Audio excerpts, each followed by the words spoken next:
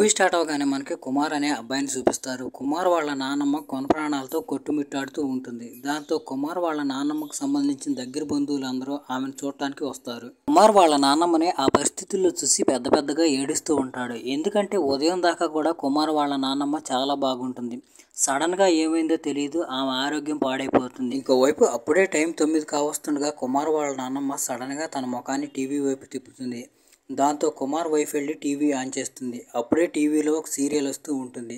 దాంట్లో 2 మెయిన్ క్యారెక్టర్లు ఉంటాయి. ఓ క్యారెక్టర్ పేరు రాజాబాబు, ఇంకో క్యారెక్టర్ పేరు సీత. రాజాబాబు తన వైఫ్ సీతకి ఒక గుడ్ న్యూస్ చెబుదామని చెప్పి ఆఫీస్ నుంచి తొందరగా ఇంటికి వస్తాడు. రాజాబాబు ఇంటికి వచ్చేసరికి రాజాబాబు వాళ్ళమ్మ రాజాబాబు చేతిలో ఒక లెటర్ పెట్టి, సీత పొద్దుటి నుంచి కనిపించట్లేదు, ఇంట్లో నుంచి వెళ్ళిపోతున్నానని, తన కోసం వెతకొద్దని చెప్పి లెటర్లో రాసిందని చెప్తుంది. అప్పుడే రాజాబాబు ఫేస్ మీద కెమెరా జూమ్ చేస్తారు. అది చూసి రాజాబాబు వాళ్ళ నాన్నమ్మ సడన్గా లేచి నిల్చుంటుంది. అప్పుడు దాకా ఆమె చనిపోయే పరిస్థితుల్లో ఉంటుంది. వెంటనే లేచి రాజాబాబు వాళ్ళ నాయనమ్మ ఆ సీరియల్ డైరెక్టర్ని పచ్చి బూతులు తిట్టడం స్టార్ట్ చేస్తుంది. దరిద్ర పెదవులారా, సీరియల్ని ఇంకెంతకాలం లాగుతారా, రాజాబాబుని సీతతో ఎప్పుడు కలుపుతారా అని తిడుతుంది. కట్ చేస్తే మనకి అదే ఊర్లో ఉంటున్న శ్రీనివాస్ని చూపిస్తారు. శ్రీనివాస్ అక్కడ ఒక లోకల్ కేబుల్ ఛానల్ నడుపుతూ ఉంటాడు. ఆ ఛానల్లో శ్రీనివాస్ మూవీ క్లిప్స్ ప్లే చేస్తూ ఉంటాడు. మూవీ క్లిప్స్ ప్లే చేసిన తర్వాత చూసే వాళ్ళని శ్రీనివాస్ ప్రశ్నలు అడుగుతూ ఉంటాడు. అంటే లైక్ ఆ సీన్లో హీరోయిన్ ఎలాంటి డ్రెస్ వేసుకుంది అలాంటివి అనమాట. ఎవరైతే కరెక్ట్ ఆన్సర్ చెప్తారో వాళ్ళకి గిఫ్ట్ ఇస్తారు. అయితే ఎవరు కరెక్ట్ ఆన్సర్ చెప్పలేకపోతారు. ఏదో అలా ఎలాగోలా చేసి శ్రీనివాస్ తన కేబుల్ ఛానల్ నడుపుతూ ఉంటాడు. గ్రామంలో ఉన్న ప్రతి ఒక్క ఇంట్లో శ్రీనివాస్ కేబుల్ ఛానల్ చూస్తూ ఉంటారు. శ్రీనివాస్ కేబుల్ ఛానల్ని 2 వ్యక్తులు నడుపుతూ ఉంటారు. ఒకటి శ్రీనివాస్, ఇంకోటి శ్రీనివాస్ అసిస్టెంట్. శ్రీనివాస్ అసిస్టెంట్ ఏం చేస్తాడంటే ఎవరైనా కేబుల్ కనెక్షన్ కావాలని చెప్పినప్పుడు వాళ్ళ ఇంటికి వెళ్ళి కనెక్షన్ ఇస్తాడు. కట్ చేస్తే మనకి గాయత్రి వెంకటేష్ అనే వైఫ్ అండ్ హస్బెండ్ని చూపిస్తారు. గాయత్రి చాలా మంచి హౌస్ వైఫ్. వెంకటేష్ ఏ మాట చెప్పినా వింటుంది. కానీ అసలు వెంకటేష్ గాయత్రిని లెక్కే చేయడు. కట్ చేస్తే మనకి తర్వాత అదే విలేజ్ లో ఉంటున్న షాజహాన్ని చూపిస్తారు. షాజహాన్ కి ఒక చిల్లర కొట్టు ఉంటుంది. తర్వాత మనకి షాజహాన్ వైఫ్ ఫరీదాని చూపిస్తారు. ఫరీదాకి సీరియల్ అంటే పిచ్చి. సీరియల్ అంటే ఎంత పిచ్చి అంటే ఫరీదా సీరియల్స్ చూసి ఊరుకోవటమే కాకుండా తన హస్బెండ్ షాజహాన్ తో వాటి గురించి డిస్కస్ చేస్తూ ఉంటుంది. సీరియల్లో హీరోయిన్ ఏ డ్రెస్ అయితే వేసుకుందో అదే డ్రెస్ ని కొనియమని ఫరీదా షాజహాన్ ని ఫోర్స్ చేస్తూ ఉంటుంది. కట్ చేస్తే తర్వాత రోజు శ్రీనివాస్ తన ఫ్యామిలీ మెంబర్స్ తో కలిసి అమ్మాయిని చూడటానికి వెళ్తాడు. ఆ అమ్మాయి పేరు శ్రీవల్లి. శ్రీవల్లికి ముందుగానే తనను చూడటానికి పెళ్లి వాళ్ళు వస్తున్నారని తెలుస్తుంది.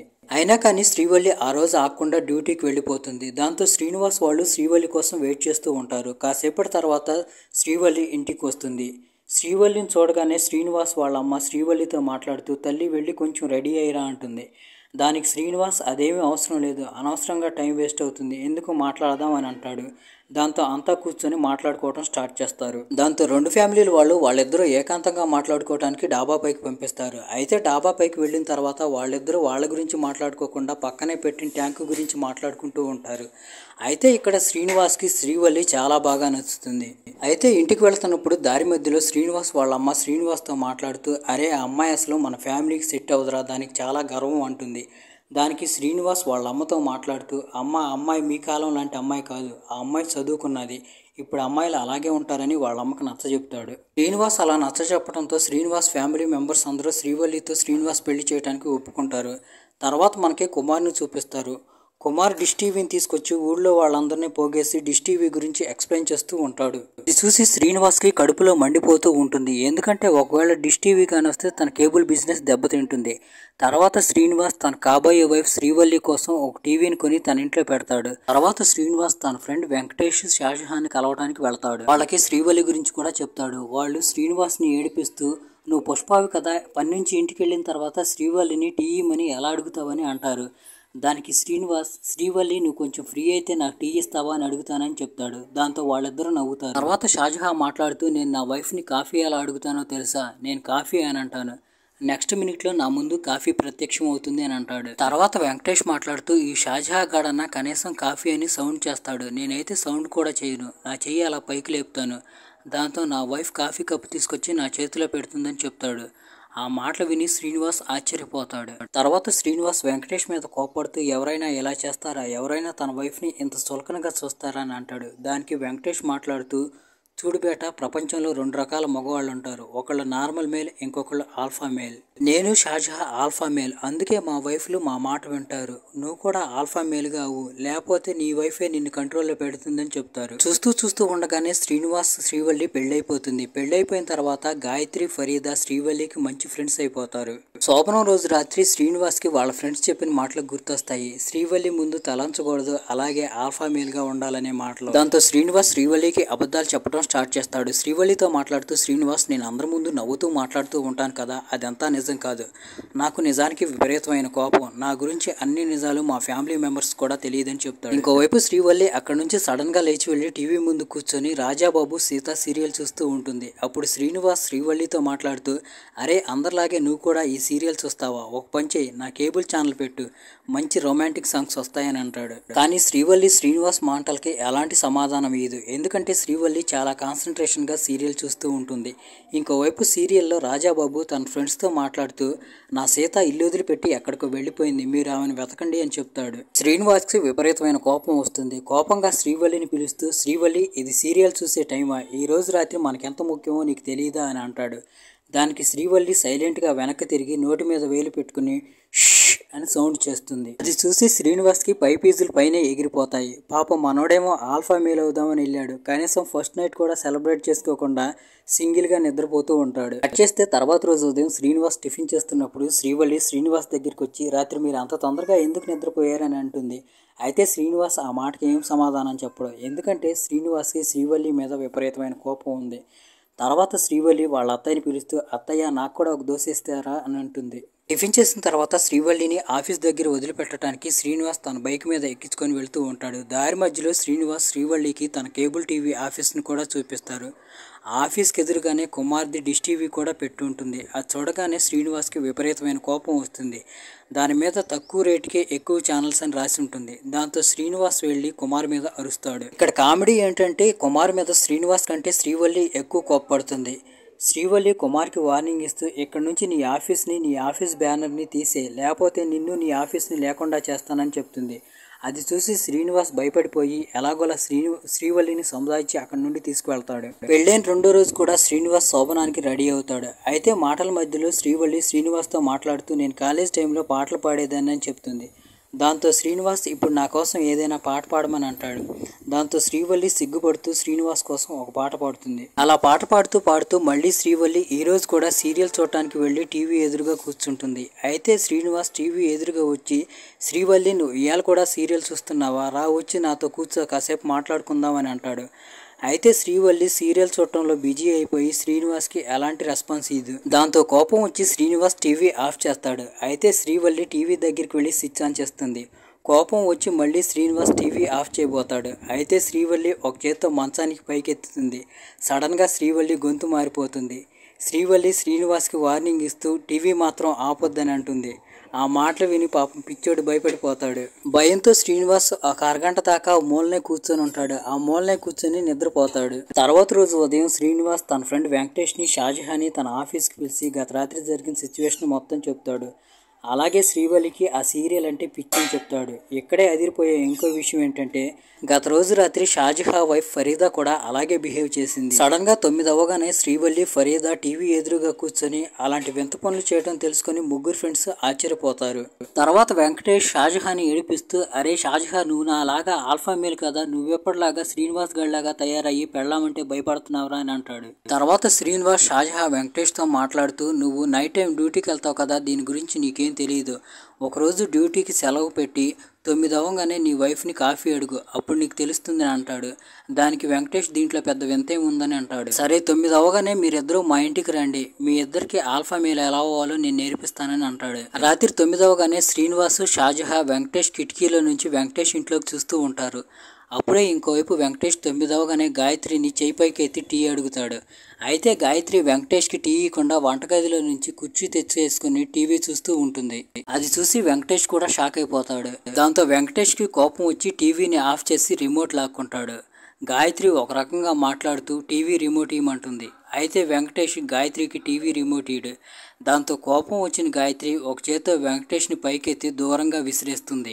గాయత్రిలో ఉన్న ఇంకో సైడ్ చూసి వెంకటేష్కి పై ప్రాణాలు పైనే పోతాయి. ఇంతకు ముందు విసిరేసిన రిమోట్లోని బ్యాటరీలు వెతుకుతూ ఉంటాడు. అయితే ఎంతసేపు వెతికినా కానీ అవి వెంకటేష్కి కనిపించవు. దాంతో వెంకటేష్ ఫ్రెండ్స్ వెంకటేష్ని కాపాడటానికి గోడ గడియారంలో ఉన్న సెల్ తీసి రిమోట్లో వేసి టీవీ ఆన్ చేస్తారు. దాంతో గాయత్రి మళ్ళీ నార్మల్ అయిపోతుంది. తర్వాత వెంకటేష్ ఫ్రెండ్స్ వెంకటేష్ దగ్గరికి వచ్చి, చూసావా నీ వైఫ్ చంద్రముఖిలాగా ఎలా మారిపోయిందో అని అంటారు. తర్వాత దాని గురించి డిస్కస్ చేయడానికి ముగ్గురు ఒక ప్లేస్కి వెళ్తారు. వాళ్ళు ముగ్గురు మాట్లాడుకుంటూ, అసలు ఆ సీరియల్లో ఏముందిరా, ఎందుకు మన పెళ్ళాలు టీవీకి అతుక్కుపోయి ఆ సీరియల్ చూస్తున్నారు, అదొక శాపం రా. తర్వాత శ్రీనివాస్ వాళ్ళతో మాట్లాడుతూ, ఒక పని చేద్దామా, వాళ్ళనే అడుగుదామా, వాళ్ళు సీరియల్ చూస్తా అలా వింతగా ఎందుకు బిహేవ్ చేస్తున్నారని అంటాడు. ఆ మాటలు విని వెంకటేష్ అంటాడు, ఒకవేళ మనం కానీ వాళ్ళని అలా అడిగామనుకో వాళ్ళు ముందు ముందు మనల్ని అసలు లెక్క చేయరని చెప్తాడు. ఇప్పుడే షాజహాన్ అంటాడు, కొంపదీసి వీళ్ళకి కానీ దయ్యం పట్టలేదు కదా అంటాడు. తర్వాత శ్రీనివాస్ ఇంటికి వచ్చిన తర్వాత శ్రీనివాస్ వాళ్ళమ్మ శ్రీనివాస్తో మాట్లాడుతూ, నువ్వు నీ వైఫ్ బాగానే ఉన్నారుగా, మీ మధ్య మనస్పర్ధలు ఏవి రాలేదుగా, రాత్రి నేను ఇడిసిన బట్టలు తేమని చెప్పాను, అయితే సీరియల్స్ వస్తా నీ వైఫ్ అసలు పట్టించుకోలేదని చెప్తుంది. ఇప్పుడే సడన్ గా శ్రీవల్లి అక్కడికి వస్తుంది. దాంతో శ్రీనివాస్ వాళ్ళ అమ్మ సడన్ గా టాపిక్ చేంజ్ చేస్తుంది.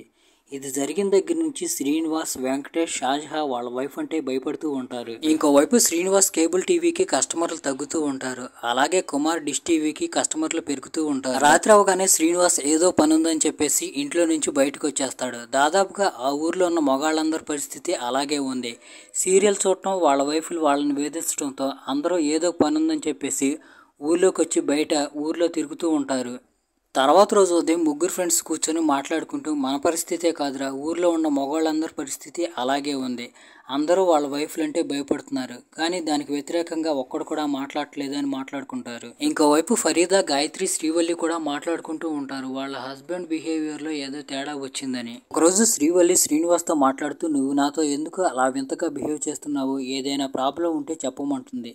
నిజానికి శ్రీవల్లి ఏమనుకుంటూ ఉంటుందంటే, శ్రీవల్లి ఇంట్లో పనిచేయదు, దానివల్లే శ్రీనివాస్ వాళ్ళమ్మ శ్రీనివాస్ తనతో సరిగ్గా బిహేవ్ చేయట్లేదని అనుకుంటుంది. మళ్ళీ శ్రీవల్లి మాట్లాడుతూ, అదేంటంటే అసలు చిన్నప్పటి నుండి నేను ఇంట్లో ఎలాంటి పని చేయలేదు, అందుకే నాకు పనులు చేయడం రాదు, ఒకవేళ మీ అమ్మ నేర్పిస్తే నేర్చుకుంటానని అంటుంది. అయితే శ్రీనివాస్ బ్రెయిన్లో ఏదో నడుస్తూ ఉంటుంది. తర్వాత రోజు శ్రీనివాస్ తన ఇద్దరు ఫ్రెండ్స్ని తీసుకుని మాయ అనే మంత్రగతి దగ్గరికి వెళ్తాడు. మాయను చూస్తే ఎలా అనిపిస్తుందంటే, మాయ ఏదో దీర్ఘమైన ధ్యానంలో ఉన్నట్టు అనిపిస్తుంది. మాయ కళ్ళు తెరిచి వాళ్ళని చూడగానే మాయకి వాళ్ళ సమస్య అర్థమవుతుంది. మాయ వాళ్ళతో మాట్లాడుతూ, మీ సమస్య నాకు అర్థమైందని చెప్పి మాయ వాళ్ళకు ఒక మంత్రం చెప్పి ఆ మంత్రాన్ని 10 లక్షల సార్లు జపించమని చెప్తుంది. 10 లక్షల సార్లు అని వాళ్ళు ముగ్గురు షాక్ అయిపోతారు. అప్పుడే మాయ వాళ్ళతో మాట్లాడుతూ, మీ దగ్గర అంత సంకల్ప శక్తి లేదని నాకు తెలుసు, నా శిష్యుడు అదంతా చూసుకుంటాడు, కేవలం మీరు అతనికి 10,000 ఇస్తే చాలని అంటుంది. ఇప్పుడు వాళ్ళు మాయతో మాట్లాడుతూ, మేడం మా దగ్గర 10,000 లేవు, మీరు ఆ మంత్రం మాకు చెప్పండి, మేమే 10 లక్షల సార్లు ఆ మంత్రాన్ని జపిస్తామని అంటారు.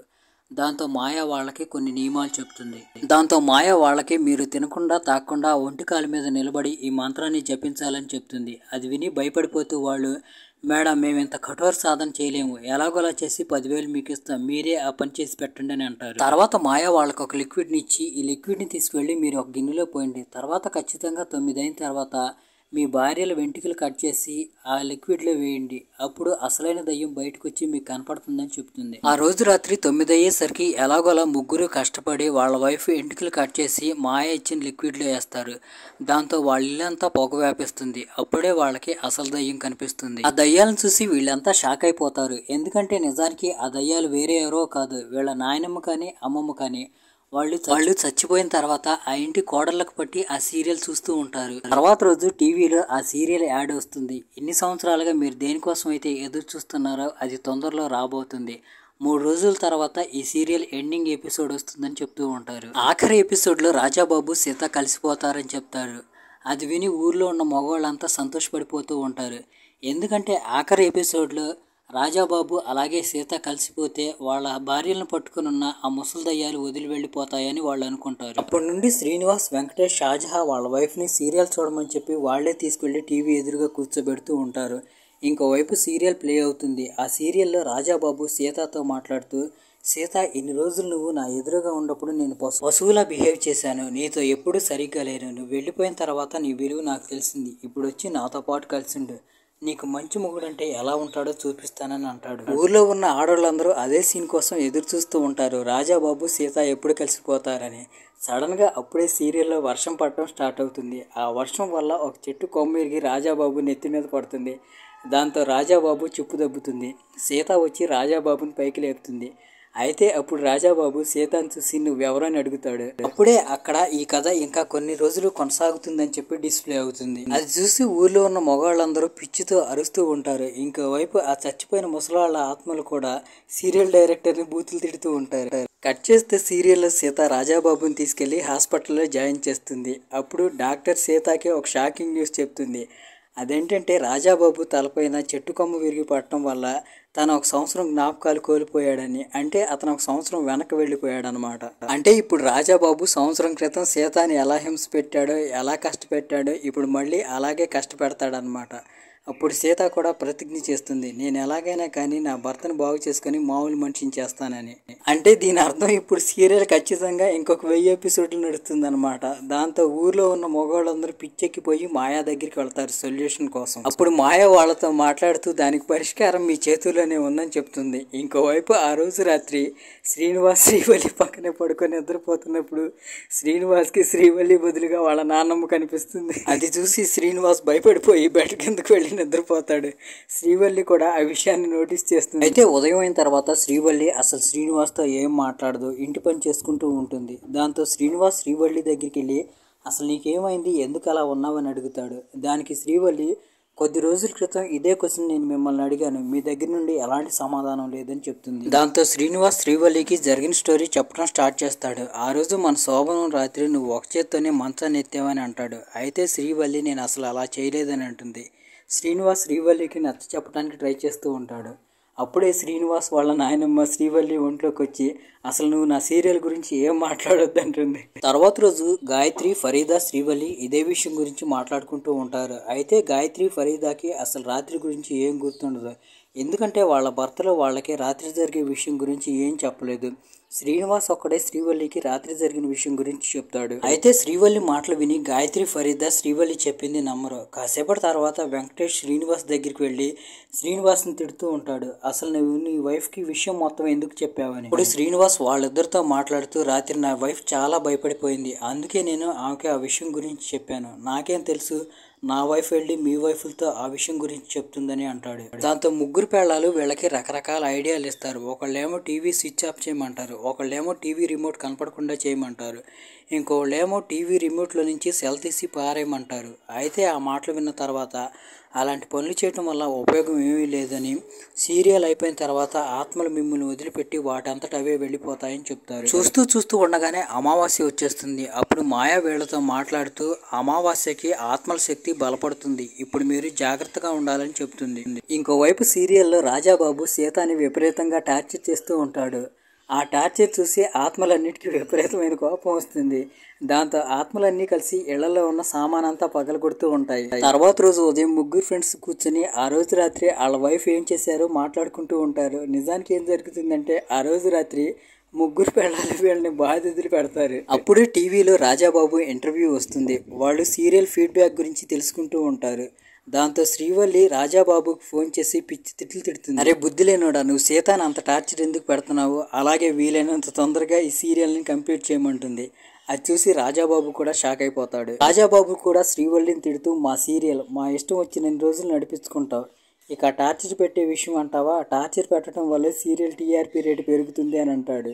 ఒకవేళ నీ కానీ సీరియల్ నచ్చలేదనుకో సీరియల్ చూడటం మానేయమంటాడు. ఈ ఇంటర్వ్యూ చూసి శ్రీనివాస్కి ఒక బ్రహ్మాండమైన ఐడియా వస్తుంది. మనం ఏం చేద్దామంటే మనమే రాజాబాబు సీత కలిసిపోయినట్టుగా ఒక ఎపిసోడ్ని షూట్ చేద్దాం, అది నా కేబుల్ టీవీలో డిస్ప్లే చేద్దాం, తర్వాత ది ఎండ్ వేద్దాం అని అంటాడు. ఆ ఐడియా మిగతా ఇద్దరికి కూడా నచ్చుతుంది. తర్వాత వాళ్ళంతా వెళ్ళి లోకల్గా ఉండే ఒక డైరెక్టర్ని అలాగే కెమెరామెన్ని కలుస్తారు. వాళ్ళిద్దరూ ఇంతకు ముందు ఒక సినిమా తీశారు. తర్వాత వాళ్ళు వీళ్ళకి స్టోరీ మొత్తం చెప్పి లాస్ట్ ఎపిసోడ్లో హీరో అలాగే హీరోయిన్ కలిసిపోవాలని అంటారు. దానికి డైరెక్టర్ మాట్లాడుతూ కలిసిపోవటమేగా కలిపేద్దామని అంటాడు. దాంతో వాళ్ళు లోకల్గా ఉండే ఇద్దరు యాక్టర్లను తీసుకొచ్చి ఆ ఎపిసోడ్ని షూట్ చేస్తారు. షూట్ చేసిన తర్వాత శ్రీనివాస్ ఆ ఫేక్ ఎపిసోడ్ని తన కేబుల్ టీవీలో డిస్ప్లే చేస్తాడు. అయితే ఆ ఫేక్ ఎపిసోడ్ చూసి వాళ్ళ వైఫ్లు హ్యాపీగా ఫీల్ అవుతారు. సడన్ గా Srinivas cable TV TRP rating కూడా పెరిగిపోతుంది. దాంతో అందరూ కుమార్ డిష్ టీవీని పీకేసి మళ్ళీ శ్రీనివాస్ కేబుల్ కనెక్షన్ పెట్టుకుంటారు. తర్వాత ఎపిసోడ్ లో వాళ్ళు హీరో హీరోయిన్ ని కలిపేద్దాం అనుకుంటారు. అయితే హీరో హీరోయిన్ ని అంత ఈజీగా కలిపేస్తే బాగాదని వాళ్ళిద్దరు కలిసిపోవటానికి ఏదైనా సాలిడ్ రీజన్ ఉంటే బాగుంటుంది అనుకుంటారు. వాళ్ళ షూటింగ్ లో సీత తన జాబ్ కి రిజైన్ చేస్తుంది. తర్వాత సీత రాజాబాబుతో మాట్లాడుతూ, నేను మీకోసం నా ఉద్యోగాన్ని వదిలేశాను, ఇప్పుడు నుండి మీరు ఎలా చెప్తే అలా వింటానని అంటుంది. ఆ ఎపిసోడ్ చూసి చచ్చిపోయిన ముసలాత్మలన్నీ రాజాబాబుని తిడతా ఉంటాయి. రాజాబాబు సీత దగ్గర నుంచి తన హక్కును లాగేసుకున్నాడని. తర్వాత శ్రీనివాస్ వాళ్ళు వాళ్ళ వైఫ్ కూడా ఈ విషయం గురించి చెప్తారు. ఎపిసోడ్ రాయటానికి వాళ్ళు కూడా హెల్ప్ చేస్తారు. ఎపిసోడ్ ఎండింగ్ ఎలా ఉంటుందంటే, ఆ ఎండింగ్ చూసి ఆ ఆత్మలన్నీ శాంతించి అక్కడ నుండి వెళ్ళిపోతాయి అన్నట్టుగా ఉంటుంది. ఎలాగోలా కష్టపడి వాళ్ళు సీరియల్ కి మంచి ఎండింగ్ ఇస్తారు. ఈ రోజు రాత్రి తర్వాత ఎపిసోడ్ చూసి ఆత్మలన్నీ వెళ్ళిపోతాయి అని చెప్పి వాళ్ళు సంతోషంగా ఉంటారు. ఇంకోవైపు శ్రీనివాస్ వాళ్ళ అమ్మా నాన్న కూడా శ్రీవల్లితో కూర్చొని టీవీ చూస్తూ ఉంటారు. అయితే శ్రీవల్లి కాళ్ళు చేతులు కట్టేస్తారు. సీరియల్ స్టార్ట్ అవడానికి 5 నిమిషాలు టైం ఉందనగా ఇంట్లో ఉన్న మగాళ్ళందరూ బయటకు వెళ్ళిపోతారు. అయితే 9 దాటిపోయి 5 నిమిషాలు అయినా కానీ సీరియల్ స్టార్ట్ అవ్వదు. కేబుల్ టీవీ కనెక్షన్ పోతుంది. దాంతో ఆత్మలన్నీ విపరీతంగా వీరంగం వేస్తూ ఉంటాయి. నిజానికి కేబుల్ టీవీ కనెక్షన్ పోవటానికి వెనుక కుమార్ చేయి ఉంటుంది. ఎందుకంటే కేబుల్ టీవీ వల్ల తన డిష్ బిజినెస్ దెబ్బతిందని కుమార్ అలా చేస్తాడు. కుమార్ ఆ కేబుల్ టీవీ బాక్స్ తీసుకుని ఎక్కడో పడేస్తాడు. దాంతో శ్రీనివాస్ ఊర్లో ఉన్న మగవాళ్ళందరికీ మీ ఇంట్లో ఉన్న టీవీలు తీసుకొని ఒక గ్రౌండ్లోకి రమ్మని చెప్తాడు. దాంతో అందరూ టీవీలు తీసుకుని ఆ గ్రౌండ్లోకి వస్తారు. అప్పుడు శ్రీనివాస్ ఆ టీవీలకి కనెక్షన్ ఇచ్చి సీరియల్ ప్లే అయ్యేలా చేస్తాడు. సీరియల్ ప్లే అవుతున్న సౌండ్ రావడంతో ఇంట్లో ఉన్న ఆడవాళ్ళందరూ వచ్చి సీరియల్ చూస్తూ ఉంటారు. లాస్ట్లో రాజాబాబు సీత కలిసిపోతారు. అక్కడితో ఎపిసోడ్ ఎండ్ అయిపోతుంది. ఇంకోవైపు శ్రీనివాస్ వాళ్ళకు కూడా వాళ్ళ భార్యలు వాళ్ళ దగ్గర నుంచి ఏం కోరుకుంటున్నారో అర్థమవుతుంది. ఇక్కడితో ఎపిసోడ్ ఎండ్ అయిపోతుంది. శుభం కార్డు పట్టడంతోనే ఆత్మలన్నీ శాంతిస్తాయి. ఇంకోవైపు ఆ రోజు నుంచి ముగ్గురు ఫ్రెండ్స్ ఆల్ఫా మేల్ లాగా బిహేవ్ చేసే దానికి బదులు వాళ్ళ భార్యలతో ప్రేమగా నడుచుకుంటూ ఉంటారు. దాంతో ఆత్మలన్నీ వెళ్ళిపోతాయి. అందరూ సంతోషంగా ఉంటూ ఉంటారు. ఒకరోజు కుమార్ ఏడ్చుకుంటూ శ్రీనివాస్ దగ్గరికి వచ్చి, అన్నయ్య నాకు కూడా ఆ కేబుల్ టీవీ కనెక్షన్ ఇవ్వ, ఇప్పుడు మా నాయనమ్మ చనిపోయింది, మా నాయనమ్మ చనిపోయి మా ఆవిడికి పట్టి రోజు సీరియల్ చూస్తుందని ఏడుస్తూ ఉంటాడు. అసలు ఏం జరుగుతుందంటే, ఆ రోజు కుమార్ శ్రీనివాస్ కేబుల్ టీవీ బాక్స్ను దొంగతనం చేసి బయటికి విసిరేసినప్పుడు అది వెళ్ళి కుమార్ వాళ్ళ నాన్నమ్మకు తగులుతుంది. దాంతో కుమార్ వాళ్ళ నాన్నమ్మ చనిపోతుంది. ఆ సీరియల్ చూడటానికి కుమార్ వాళ్ళ నాన్నమ్మ ఆత్మ కుమార్ వైఫ్ శరీరంలోకి వస్తుంది. ఇక్కడితో ఈ మూవీ ఎండ్ అయిపోతుంది.